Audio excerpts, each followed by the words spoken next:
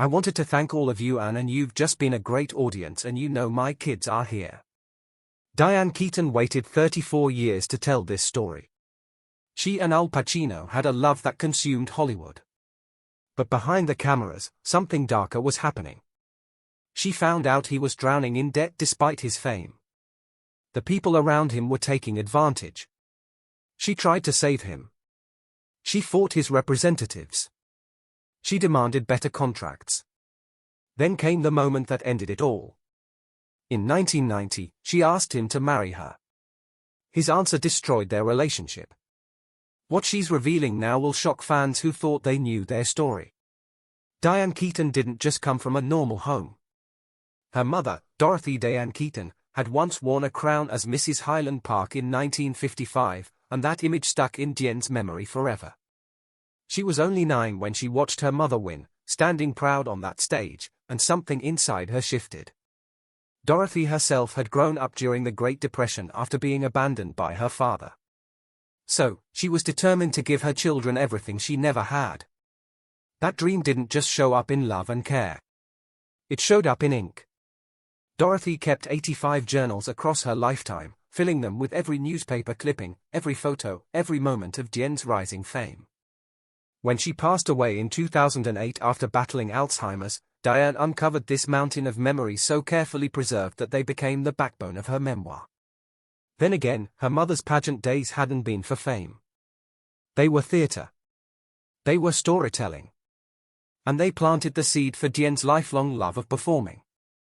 Her father, Jack Newton Ignatius Hall, was a civil engineer and real estate broker, a man shaped by his Irish roots and his service in World War II. He worked hard and provided for the family. But behind his steady exterior was a quiet storm. Near the end of his life, during a drive home from Ucla Medical Center while fighting terminal brain cancer, he turned to Diane and whispered words she never forgot. He said he always hated his job and wished he had taken more risks. That confession shattered her. It wasn't a passing comment. It was a lifetime of regret packed into a single sentence.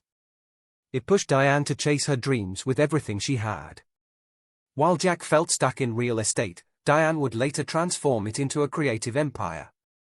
Flipping homes in Southern California with flair and freedom, the most touching part was how his sorrow became her motivation. His regret lit the spark that led her to adopt her first child and helped her embrace a life full of risk, creation, and reinvention. But their life in Los Angeles during the 1950s wasn't always easy. Jack's real estate business struggled and money became tight. Diane spent her childhood in thrift stores like Goodwill. While other girls shopped at Buffham's, her mother would buy cheap second-hand clothes, then redesign them on her old McCall's sewing machine, turning scraps into style. These weren't cute mother-daughter craft days. They were about making do with what little they had. That experience didn't just shape Diane's fashion sense. It gave her strength. Moving from house to house taught her that nothing stays forever. And that's what made her so good at playing those offbeat, charmingly anxious characters that people would come to love. Her mother's sewing wasn't just about clothes. It was survival dressed up as creativity. And it helped turn Diane into someone who could walk through Hollywood's doors without fear of being different. Diane didn't wait to grow up before stepping into the spotlight. At just 3 years old, she would perform for the neighbors, putting on full shows in the backyard while wearing costumes her mother helped create. These weren't just cute toddler moments. She was staging real productions before she could read. By the time she reached Santa Ana High School, her talent had already bloomed. She played Blanche DuBois in A Streetcar Named Desire, a role most teens wouldn't even dare attempt. And when she performed in Little Mary Sunshine during her senior year in 1963, something unforgettable happened. After her solo, the applause came like thunder. She stood backstage, stunned, hearing the crowd erupt, and that sound became her fuel. It was the first time she realized performing wasn't just fun. It filled something inside her. It made her feel alive. But the name Diane Hall almost never made it to a marquee. When she tried to join the Actors Equity Association, she discovered another actress had already taken the name. That small twist forced her to choose a new one. She didn't just pick something random. She reached back to her roots and chose Keaton, her mother's maiden name. It wasn't just a change in letters. It was a nod to the woman who had unknowingly built the stage she now stood on. Diane erased her father's Irish last name from her public life. Not out of disrespect, but because the name Keaton already carried a legacy of performance, of costumes, of dreams. At school, Diane stood out in drama club. But it was never about being the prettiest girl on stage. She knew she wasn't the classic beauty. She said it herself. She grew from a skinny, awkward girl into a slightly overweight teen, and her clothes became her armor. She wore white lipstick, black net stockings, and anything that made her feel less invisible. That insecurity turned into style. Years later, she would walk the streets of Soho and copy outfits from the confident women she saw, crafting her now iconic wardrobe of slouchy suits, oversized hats, and neutral colors. Her fashion wasn't about turning heads. It was about protecting herself. And ironically, it became one of the most recognized styles in Hollywood. At one point, she even tried beauty pageants like her mom. But unlike Dorothy, Diane felt something was off. She realized fast that these competitions were more about looks than talent. She didn't want to be judged for her smile or her waist. She wanted to act, so she quit, much to her family's surprise. It was her first public rebellion, and it set the tone for the rest of her life. She'd rather stand alone than fit into a mold that didn't feel true. At 17, her heart was broken for the first time. She had a crush on one of those tall, golden high school basketball players who never noticed her. When he made fun of her laugh, it stung more than anything. That laugh would later become her signature. But back then, it felt like a curse. She started using humor to shield herself, cracking jokes before anyone else could. She began building a wall of wit, and it worked. That heartbreak carved out the self-deprecating comedy style that would define her film career. She turned pain into laughter, rejection into power. Co-star Tony Roberts once said, "She had a way of making you feel like a kid again because she never pretended to be anything other than her weird, wonderful self." Then came the big leap. In 1964, Diane left Santa Ana College after one semester, then gave Orange Coast College a brief try. But college wasn't what she wanted. She said she only went for the musicals anyway. With nothing but determination, she decided to move to New York City and chase her dream. Her acting teacher had told her about the neighborhood playhouse school of the theater, and Diane took that as a sign. Her whole family packed into a Ford van and drove across the country to check it out. She got in on a scholarship and began studying the Meisner technique. It was a massive risk for a middle-class girl from California. She ended up in a tiny one-room apartment on the west side of Manhattan with a bathtub in the kitchen and the toilet out in the hall. But it didn't matter. She was where she needed to be. She had left behind safety, comfort, and convention and stepped straight into the unknown. In 1968, Diane Keaton was just 22 years old when she got her first big break. She was cast as an understudy in the Broadway musical Hair. It was a wild and rebellious show known for its bold scenes and almost nude performances. But before she could even step on stage, she was given a strange and painful demand. The producers told her to lose 10 pounds. At 5 feet 8 inches and 140 pounds, she was considered too heavy for the part, especially during the more revealing scenes. The pressure was intense. Most actors in Hair agreed to appear nude in one short scene during Act 1. They even got a $50 bonus if they did it, but Diane said no. She refused. Even though the nudity was optional, she stood her ground. She said it didn't feel meaningful to her. That small act of defiance surprised the entire production team. But it also showed something rare. At a time when most young actresses would do anything to get ahead, Diane stood by her values, and she never backed down. That same pressure to be thin led her into a hidden and heartbreaking battle. Around the same time in 1968, Diane heard another actress talk about throwing up food to stay slim. She picked up the habit, thinking it was a secret trick. She believed she could eat as much as she wanted, as long as she purged afterward. What started as a shortcut became a nightmare. She didn't know the name for it then. She didn't call it bulimia. She just did it every day for 5 years. From 1968 to 1973, she lived with it in silence.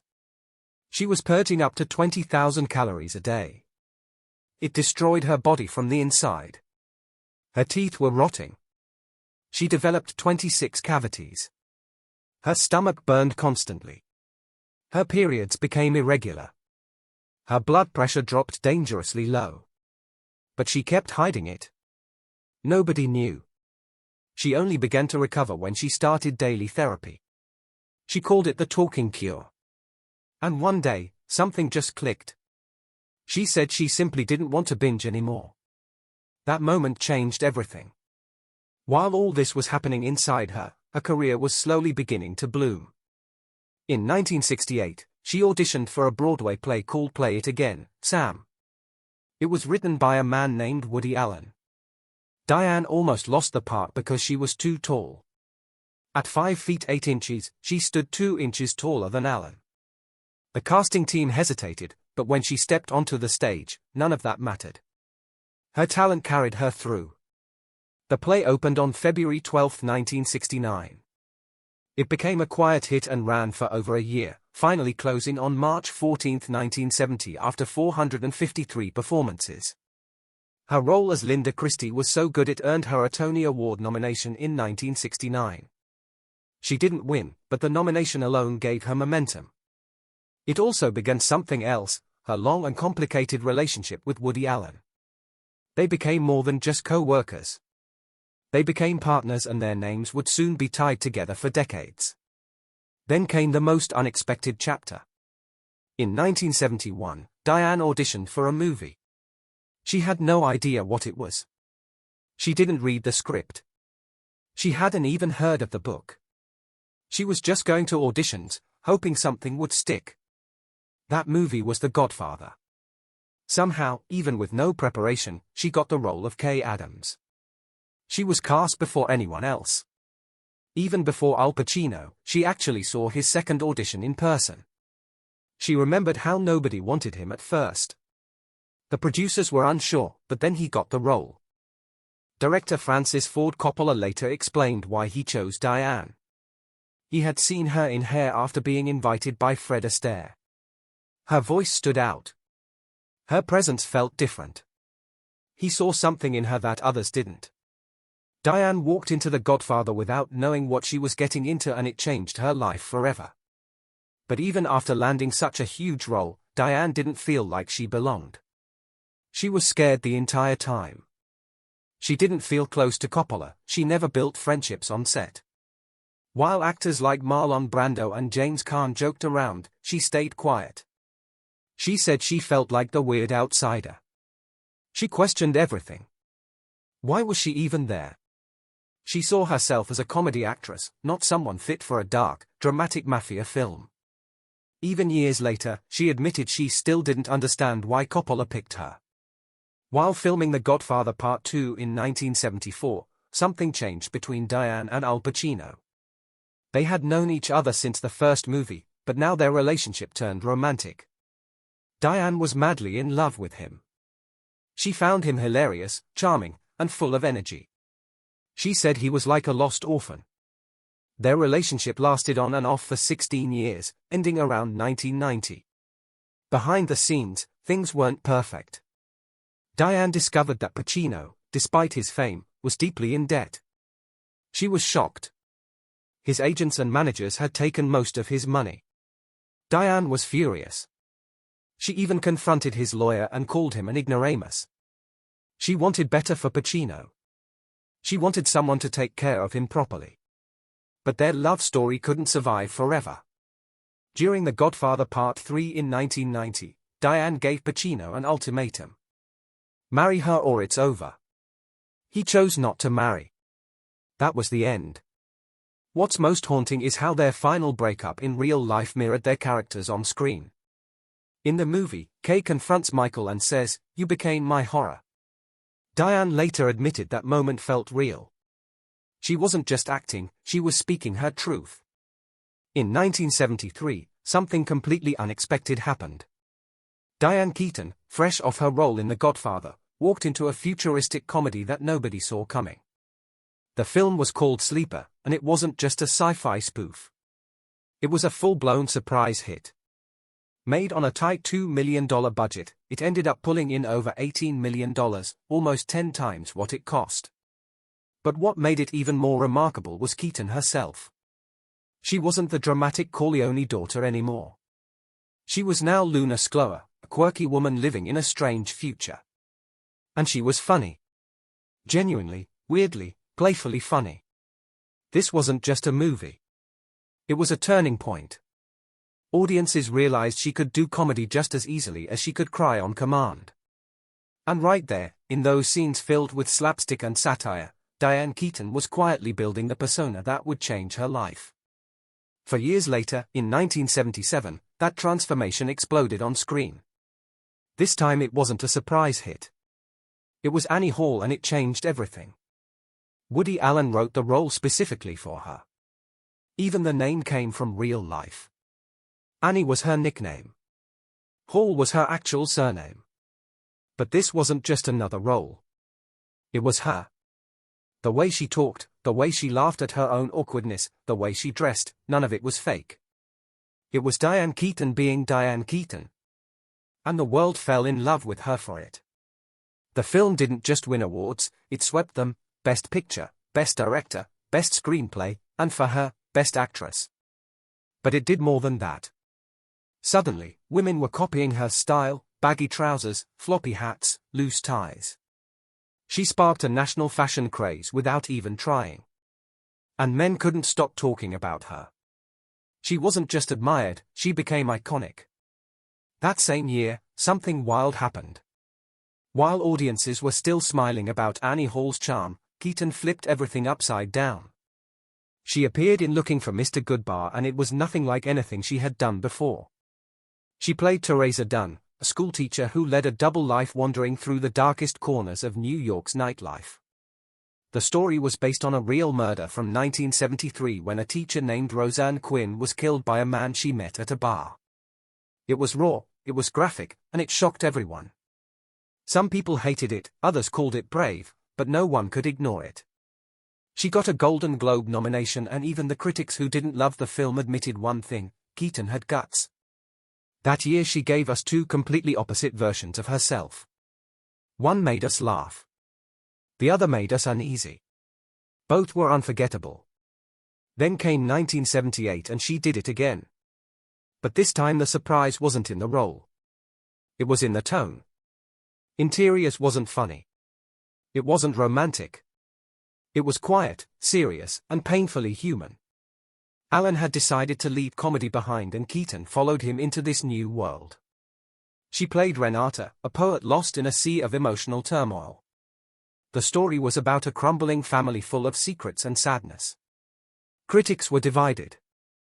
Some praised it as Allen's first true drama. Others didn't know what to make of it. But Keaton was undeniable. She earned another Golden Globe nomination and shared a Spanish Film Award for Best Foreign Performer, not just for this, but for Goodbar, too. And even though audiences missed her usual charm, she proved once again that she could do anything, light or dark, funny or fragile. A year later, in 1979, she stepped into yet another controversial storm. The movie was called Manhattan. The city looked stunning in black and white. The music was dreamy, and then came the twist. Woody Allen's character, a 42-year-old man, was dating a 17-year-old girl. It was supposed to be romantic.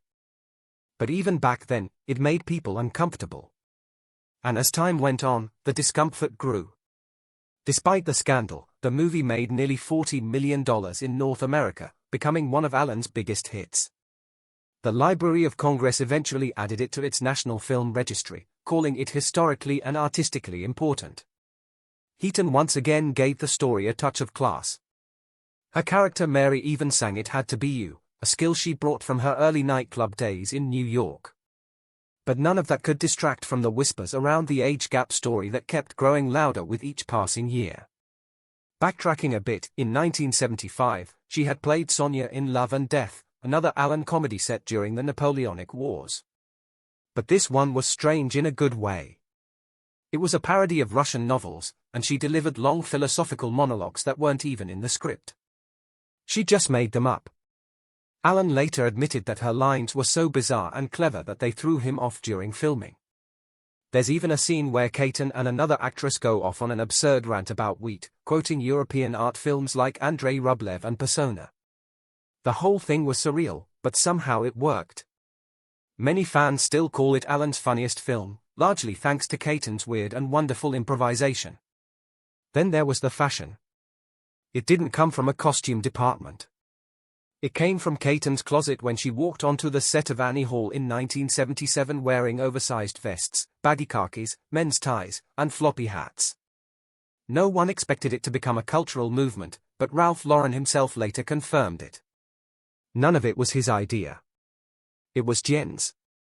She had found most of those clothes at thrift shops in Soho, inspired by stylish women she saw on the street.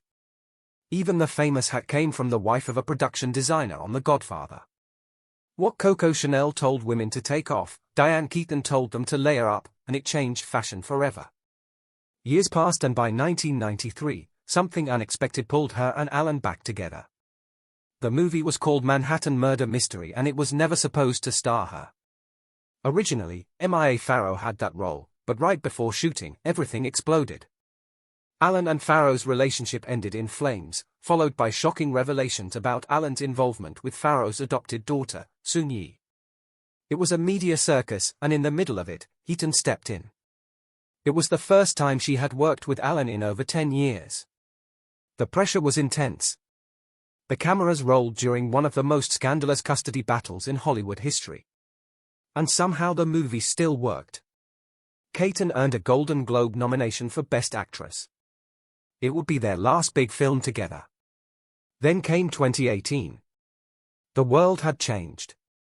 The Me Too movement had taken hold and people were finally listening to stories of abuse and misconduct. Dylan Farrow, Alan's adopted daughter, repeated her decades-old claim that Alan had assaulted her. Hollywood responded. Actors who had worked with him began to cut ties. Some even donated their salaries from his films, but not Keaton. Her reaction was blunt. She called Alan her friend. She posted a video interview from 1992 and told the world to watch it. And then she said something that many couldn't forgive. When asked about the backlash, she shrugged it off, saying, "You got to get over it." That one sentence opened a floodgate. People called her out. They said she was ignoring victims. She pushed back. She said she was proud of her work with Alan. The friendship remained even as her public image took a hit. In 1979, filming began for a movie called Reds. Diane Keaton was cast as Louise Bryant. Her real-life boyfriend Warren Beatty was directing the film. What started as an exciting project soon turned into an emotional storm. Beatty was known for being obsessed with perfection. He made Diane repeat scenes again and again. Some scenes were done 70 or even 80 times. Paul Sorvino had to repeat one shot 70 times. Maureen Stapleton finally screamed at Beatty, asking if he had lost his mind. Diane almost broke down. The pressure from both the work and the relationship was too much. Their romance collapsed before the movie was even finished. Just a few years later, in 1982, Diane directed a short film called What Does Dory Want? This gave her the confidence to try something bigger. So, in 1987, she directed Heaven, a documentary about beliefs in the afterlife. But the movie flopped. Critics didn't get it. Audiences ignored it. It wasn't just a failure. It was a failure that stayed with her for decades. Even in 2000, when she tried directing again with Hanging Up, she admitted she hadn't pulled it off. She said, "When your film fails, no one is waiting to hand you another one."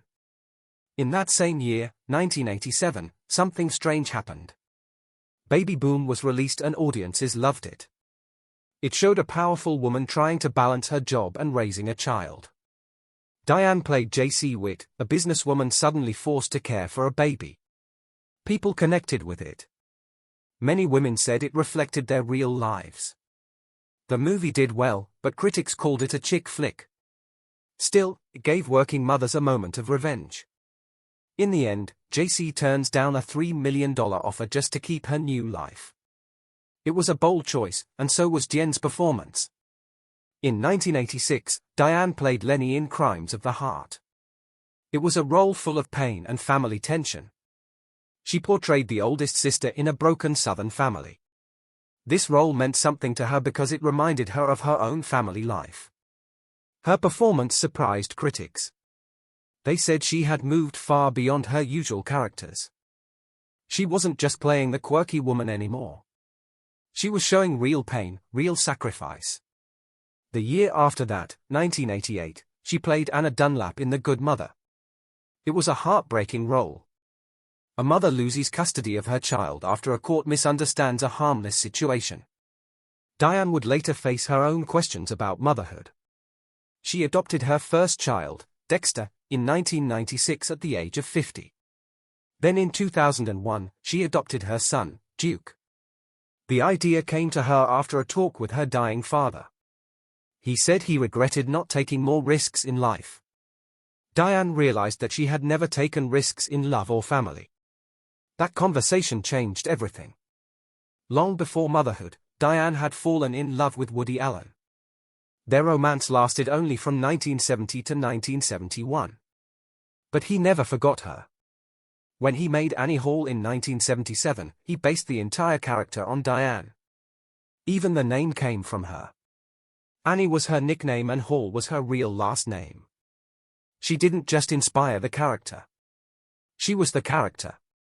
She won an Oscar for the role, but many people didn't know how deeply it reflected their real relationship. They kept working together in 8 films over the next 2 decades. Her longest relationship was with Al Pacino. But behind the scenes, something shocking came to light. In the mid-1980s, Pacino was broke. He had made just $35,000 for The Godfather and owed money. Diane stepped in. She talked to his lawyer and insisted they protect him. Pacino later said she saved him from losing everything. She didn't just care about him. She made sure he didn't fall apart financially. She even helped him get back into acting again. In 1996, Diane made a comeback that nobody expected. The First Wives Club hit theaters and earned $181 million. The most powerful moment in the movie wasn't scripted. She improvised it. Her character breaks down and yells, "I'm sorry," at her husband and therapist. Diane used her real pain from past therapy sessions. She poured her heartbreak into that scene and it worked. The audience felt it. The success of the film proved that women over 40 could still lead box office hits. Then in 2003 at age 57, she shocked everyone again. In Something's Got to Give, Diane performed a nude scene. It wasn't about shock value. It was about honesty. She said she did it to honor the story. She showed a real woman's body and a real woman's life. The movie earned $266 million. It also gave her another Oscar nomination and it made a point. Women don't stop being interesting just because they age. But behind the camera, things weren't going well. Her 2000 film Hanging Up was crushed by studio interference. Diane had wanted to tell a raw story about sisters and their alcoholic father. The studio wanted something lighter. They cut the most emotional parts. Even a powerful scene with Walter Matthau was trimmed down. The film earned just $51.9 million on a $40 million budget. That was the end of her directing dreams. In 2005, while filming The Family Stone, Diane was fighting something no one knew. She had been dealing with skin cancer since she was 21. By then, she had survived multiple surgeries. Now, she played a dying mother on screen while privately managing her own health battles. She kept sunscreen in her pocket, reapplying it throughout the day. Her outfits weren't just fashion choices. They were protection. She took all of that pain and turned it into a performance that felt real. In 2018, she returned again in Book Club, playing a widow learning to love again. The story wasn't far from real life. Diane had never married. She had known love, but never commitment. At 72, she played a woman who was still scared to fall in love. Audiences saw themselves in her. The film made over $100 million. When the sequel came out in 2023, it pushed the franchise even higher. It proved one thing without question. Diane Keaton wasn't finished. She was still rewriting the rules and she had never stopped taking risks.